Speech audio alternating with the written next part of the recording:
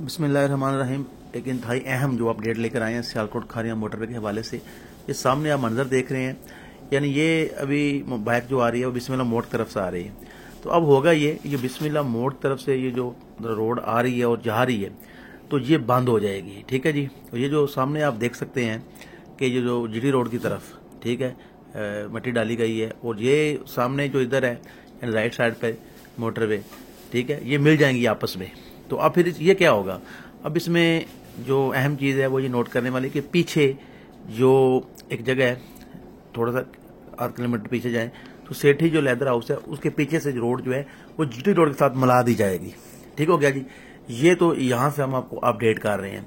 अब जो अगली अपडेट भी ये है, जैसा कि आप सामने ये वीडियो है इसमें देख सकते हैं, ये जो पुल है तो जीटी रोड के ऊपर से गुजरेगा और ये मतलब है कि जो लोग आएंगे, ठीक है जनाब, तो वो यहाँ से जीटी रोड की तरफ चले जाएंगे। अब इसमें ये अपडेट है कि मोटरवे यहाँ पर मुकम्मल हो जाएगी। ठीक है, इसको आगे ले जा फिलहाल कोई इरादा नहीं है मोटरवे जो काम है उनके मुताबिक।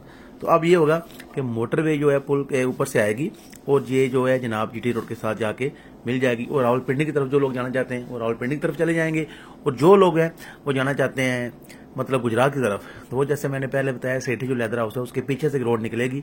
ठीक है, यानी वो बिस्मिल्लाह मोड़ खत्म हो जाएगा, यानी बिस्मिल्लाह मोड़ तो रहेगा लेकिन वो जो अभी एक्टिव है वो ट्रैफिक गुजरती है वो सिलसिला खत्म हो जाएगा।